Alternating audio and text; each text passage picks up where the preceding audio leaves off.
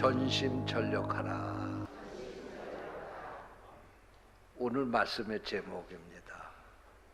바울 사도가 자기의 영적인 아들이고 또 제자이고 또 후배 목회자인 디모데에게 자기가 하고 싶은 얘기를 편지로 써서 보낸 게 첫 번째 편지가 디모데 전서, 오늘 본문이 들어있는 디모데 전서이고 두 번째 편지가 디모데 후서입니다. 근데 오늘 읽은 이 말씀에 보면은 바울 사도가 디모데에게 꼭 하고 싶은 이야기를 하고 있는데 그 핵심 단어가 이 모든 일에 전심전력하라, 그런 말씀이에요. 그러면 여기 이 모든 일이 뭐냐? 이 앞에 나오는 11절부터 14절까지의 말씀이 이 모든 일이에요. 이런 일에 전심전력하라 그랬습니다. 이 모든 일이 뭐냐? 말과 행실과 사랑과 믿음과 정절, 그리고 믿는 자에게 본이 되는 것, 그리고 말씀을 읽는 것과 권하는 것과 가르치는 것, 이런 것에 전심전력해라, 그렇게 당부하고 있는 거예요. 그래야 좋은 목회자 된다, 그런 말씀이에요. 이 말씀을 오늘 주님이 우리에게 주시는 살아있는 말씀으로 이 시간에 듣기를 원합니다. 그러면 이 말씀을 바울 사도가 디모데에게 준 옛날 이야기로 우리가 들으면 안 되고, 이 말씀을 오늘 주님이 우리에게 주시는 말씀으로 듣는 시간이 되시기를 축원합니다. 주님께서 오늘 여러분들에게 말씀하십니다. 모든 일에 전심전력하라. 할렐루야. 근데 여기 전심전력이라고 하는 말은 헬라어로 멜레타인데, 멜레타라고 하는 이 말의 뜻은 마음과 영혼을 다해 헌신하라, 맡은 일에 몰두하라, 그런 뜻입니다. 그러니까 다시 말씀을 드리면 신앙생활을 할 때에도 대충 하지 말라는 거예요. 형식적으로 하지 말라는 거예요. 우리 속담에 초삼촌 벌초하듯이 그렇게 하지 말라는 거예요. 어떻게 하라고요? 전심전력해라. 마음뿐만 아니라 영혼까지 다해서 내 몸을 던지면서 그렇게 해라. 할렐루야. 신앙생활을 하려면 거기에 몰두해야 된다, 그런 말씀이에요. 그게 전심전력하라, 그런 말씀입니다. 자, 그러면 우리가 신앙생활을 하는데 무슨 일에 전심전력하라고 전력해야 되는가? 저는 이 시간 세 가지로 말씀을 드리려고 합니다. 첫 번째로 한번 따라서 하시기 바랍니다. 예배 전심전력하라. 할렐루야. 여러분, 예배는 예수 그리스도를 구주로 고백하는 사람들이 하나님께 드리는 제사입니다. 여러분, 조상에게 제사를 드리는 것도 정성껏 드리려고 그러잖아요. 가서 장을 봐가지고 제사 드리는 음식을 차리는 것도 그 아무한테나 그렇게 맡기는 거 아니잖아요. 요즘에는 세상이 어떻게 됐는지 장 보는 것도 인터넷에다가 다 제상 차리는 거 주문하면 그냥 배달해줘서 그거 갖고 제사 드린다고 그러는데, 그렇게 할 바에야 제사 없애지 뭐로 제사를 하는 거예요. 제사의 제일 중요한 게 뭐냐면 정성입니다. 정성이에요. 마찬가지로 우리가 하나님 앞에 드리는 예배가 하나님께 드리는 제사입니다. 그러니까 여기에 전심전력해야 된다. 여러분, 예배는 우리의 몸과 마음을 하나로 묶어서 하나님께 드리는 행위입니다.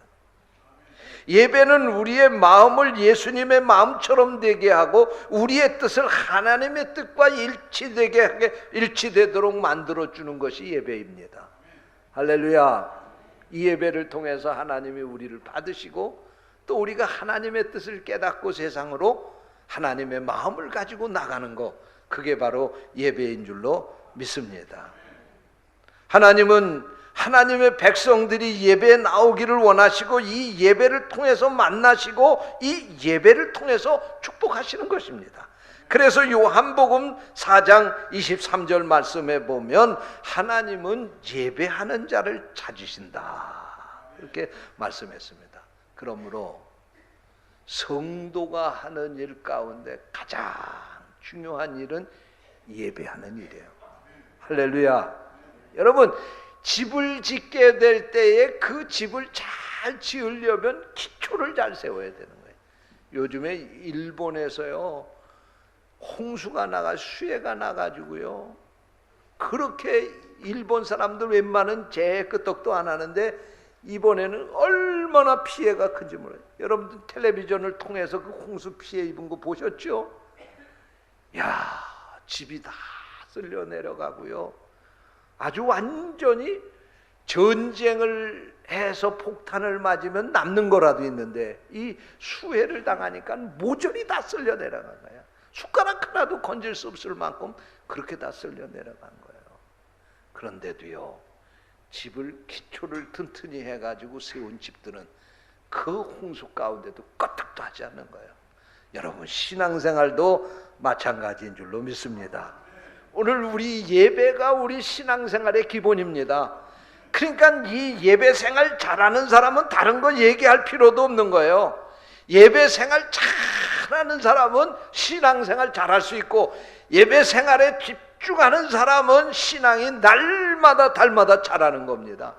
예배 잘 드리는 사람이 하나님의 축복을 받게 된다는 사실을 믿으시기 바랍니다. 그러면 우리가 하나님 앞에 이렇게 예배 드리는 게 소중한데 하나님께 어떻게 예배를 드려야지 하나님이 기뻐하실까? 예배에는 5가지를 드려야 돼요. 5가지. 첫 번째 드려야 되는 것은 믿음입니다. 여러분, 히브리서 11장 4절 말씀에 보면 믿음으로 아벨은 가인보다 더 나은 제사를 드림으로 의로운 자라는 증거를 얻었다고 그렇게 말씀을 하고 있어요. 여러분, 왜 하나님이 가인의 제사는 안 받으시고 아벨의 제사는 받으셨느냐? 사람들은 이 말씀을 이렇게 해석을 해요. 가인은 농사를 지은 사람인데 하나님께 쭉정이를 바쳐서 하나님이 받지 않고, 아벨은 목축으로 난 사람인데 살찐 양을 잡아서 하나님께 드렸기 때문에 그 제사를 받았다. 천만의 말씀입니다. 성경에 어느 곳에도 그런 얘기 없어요. 그건 성경을 왜곡하는 얘기입니다. 아브라함과 가인의 차이는 뭐냐? 믿음으로 하나님께 제사를 드렸느냐, 아니면 형식적으로 제사를 드렸느냐의 차이예요. 할렐루야. 네? 여러분, 예배 중요한 것이 뭐냐? 믿음으로 하나님께 드리는 거예요. 여러분, 오늘 우리가 이 자리에 나온 거 복 받으러 나온 게 아니라 우리가 하나님을 믿기 때문에 나온 거예요. 그 우리가 믿는 하나님 만나고 싶어서 나온 거예요. 우리가 믿는 하나님, 우리에게 축복을 주시는 하나님이라고 믿기 때문에 우리가 이 자리에 나온 거예요. 이 믿음이 있어야 하나님이 기뻐 받으시는 예배가 될 수 있다, 그런 말씀이에요. 둘째로, 우리의 마음을 하나님 앞에 드려야 하나님 기뻐하시는 겁니다. 우리가 하나님 앞에 한 주간 동안 지은 죄를 회개하는 마음으로 하나님께 예배를 드려야 돼요. 한 주간 동안 변화무쌍한 세상에서, 환난 풍파가 많은 세상에서 살아갈 때에도 하나님이 우리를 지켜주신 것을 감사하는 마음으로 예배를 드려야 하나님이 기뻐 받으시는 거예요. 우리가 하나님을 얼마나 사랑하는지, 사랑하는 그 마음을 하나님 앞에 드릴 때 하나님이 이 예배를 기뻐 받으시는 거예요. 할렐루야. 우리가 하나님 만나러 나온 일이 기뻐서 기쁜 마음으로 하나님 앞에 예배를 드릴 때 하나님이 이 예배를 기뻐 받으시는 줄로 믿으시기 바랍니다. 세 번째로, 찬송을 드려야 됩니다. 찬송은 하나님의 은혜 가운데 살고 있는 사람들이 부르는 영혼의 노래입니다. 찬송은 곡조가 붙은 기도입니다. 찬송은 하나님께 영광을 돌리는 노래인 것입니다. 그러므로 우리 성도들이 찬송을 통해서 하나님께 영광을 돌리는 거예요.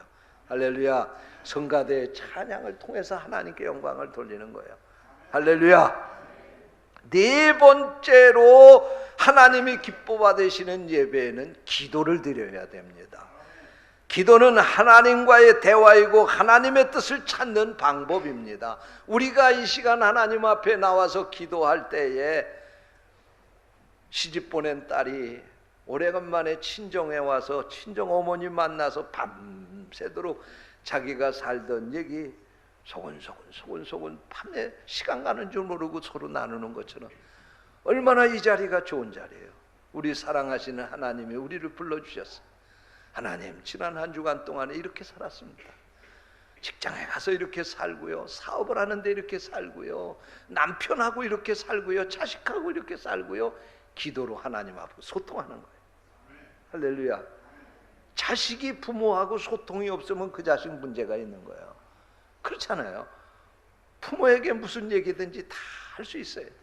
여러분, 이 예배가 바로 이 기도를 통해서 하나님과 소통을 하는 거예요. 믿으시기 바랍니다. 또 기도는 뭐냐? 하나님의 뜻을 찾는 방법입니다. 하나님, 내가 또다시 세상에 나가야 되는데 어떻게 살아야 됩니까? 하나님의 뜻이 뭡니까? 하나님이 나에게 원하시는 게 뭡니까? 그거 가르쳐 주세요. 할렐루야.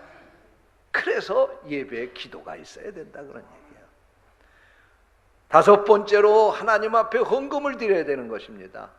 예배는 성도들이 드리는 제사라고 제가 그랬는데, 이 제사에는 반드시 제물이 필요한 거예요.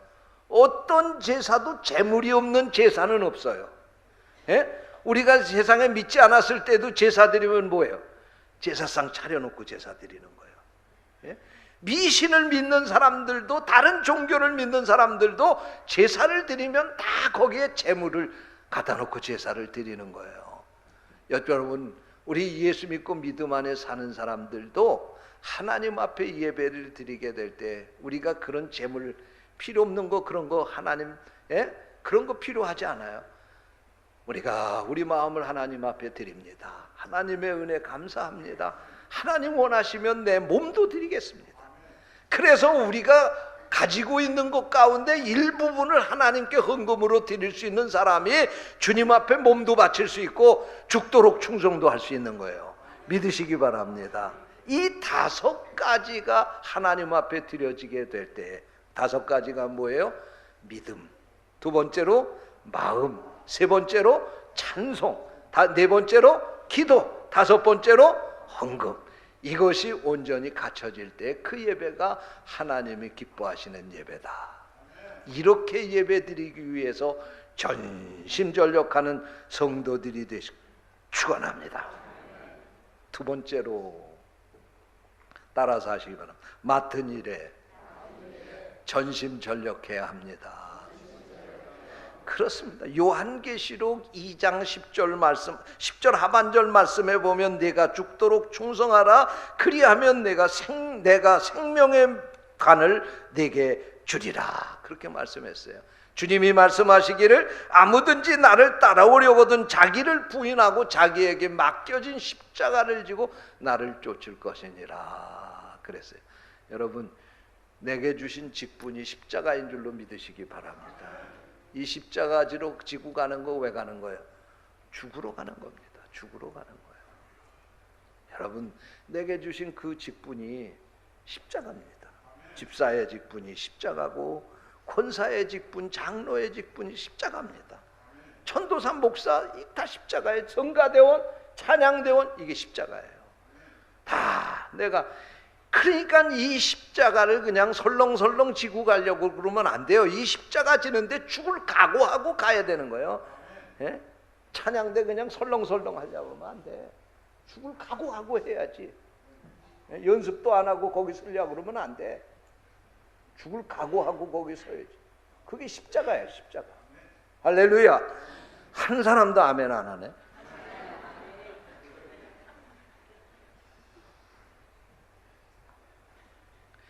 여러분, 예수님의 12 제자는 죽도록 충성하고 끝났습니다. 예? 성경에도 보면은 세베대 아들 야고보는 헤롯 아그리빠에 의해서 목이 잘려 순교했습니다. 기독교 초기 역사를 보게 되면 빌립이라고 하는 제자는 북아프리카에 가서 주 54년에 십자가에 처형이 됐습니다. 마테라고 하는 제자는 아프리카 에티오피아에서 주 60년에 창에 찔려 죽었습니다. 그리고 베드로의 형제 안드레는 십자가에 못 박혀 죽었습니다. 마가는 알렉산드리아에서 몸이 찢어져 죽었습니다. 베드로는 로마에서 십자가에 거꾸로 달려 죽었습니다. 야고보의 형제 다데오는 주 72년에 십자가에 달려 죽었습니다. 바돌로메는 폭행을 당한 후에 십자가에 달려 죽었습니다. 도마는 인도에 가서 복음을 전하다가 창에 찔려 죽었습니다. 가룟 유다 대신 제자가 된 마띠아는 예루살렘에서 돌로 매질을 당하고 목이 잘려 죽었습니다. 요한은 기름 끓는 가마솥에 던져지는 형을 받았지만 기적적으로 탈출을 해서 도미티안 황제에게 붙잡혀서 밤모섬에 유배되었다가 요한계시록을 기록하고 유일하게 100살까지 산 그런 사람이 되었습니다. 그도 역시 순교한 겁니다. 여러분, 주님은 내가 할 수 있을 때까지 기다려주지 않습니다. 내가 그 일을 맡은 그때부터 최선을 다하기를 원하십니다. 주님의 직분을 맡은 그 순간 주님이 나를 인정하고 맡겨주신 이 귀한 사명을 귀하게 여기고 여기에 전심전력하며 살기를 원하신다는 말씀입니다. 주신 직분에 부끄럽지 않게 전심전력하며 사는 성도들이 되시기를 축원합니다. 셋째로 따라서 하시 바랍니다. 기도에 전심전력해야 합니다. 기도는 영혼의 호흡이고 하나님과의 대화입니다. 기도는 문제 해결의 열쇠입니다. 성경을 보면 야곱은 기도에서 하나님과 싸워서 이겼다고 전하고 있습니다. 모세는 기도에서 적군 아멜렉을 물리쳤고 여호수아는 기도에서 태양을 멈추게 했고 한나는 기도하여 아들 사무엘을 낳았습니다. 솔로몬은 기도해서 지혜를 얻었고 엘리야는 갈멜 산상에서 기도함으로 하늘에서 불이 내리게 했습니다. 에스더는 기도해서 멸망 직전에 있던 민족을 구원할 수 있었습니다. 다니엘은 기도해서 사자굴 속에서도 건짐을 받았습니다. 여러분, 이들의 기도를 들으시고 역사하신 하나님, 오늘 내가 믿는 하나님, 여러분이 믿는 하나님 아닙니까? 하나님의 능력의 유효기간이 지난 것입니까? 천만의 말씀입니다. 하나님의 능력이 없어서가 아니고 우리가 기도하지 않기 때문에 그렇습니다. 요즘에 모든 것이 다 넉넉해지니까 우리가 기도하는 열정이 식어져 가고 있습니다. 그러나 믿음으로 산다고 하는 것은 기도의 능력을 믿는다는 것입니다. 그러므로 이러한 시대에도 믿음으로 사는 사람은 기도하는 사람입니다. 기도에 전심전력하는 성도가 되시기를 축원합니다. 기도에 더 많은 시간을 쓸 수 있게 되시기를 축원합니다. 우리의 신앙생활의 향상을 위하여 우리는 최선을 다해야 합니다. 이것이 성도의 당연한 책임입니다. 그래야 하나님이 기뻐하시는 것입니다. 지난날의 신앙생활 그대로 고집하지 마시고 하나님이 기뻐하시도록 신앙생활에 전심전력할 수 있게 되시기를 축원합니다. 여러분, 지금까지 여러분의 신앙의 수준이 어느 정도인지 물론 중요합니다. 그러나 더욱더 중요한 것은 지금부터입니다. 여러분, 우리의 신앙과 인격이 더 훌륭해질 수 있도록 오늘 나의 주어진 삶 속에서, 시간 속에서 주님 앞에 이 주신 말씀대로 전심전력하며 사는 성도들이 되시기를 축원합니다. 기도하겠습니다. 하나님, 감사합니다. 오늘 우리에게 귀한 말씀을 주시고 우리가 전심전력해서 신앙생활을 해야 한다고 하는 사실을 다시 한번 깨우쳐 주시니 감사합니다. 오늘 이 말씀대로 살아가는 우리 성도들이 되게 하여 주옵소서. 우리 구주 예수 그리스도의 이름으로 기도하옵나이다. 아멘.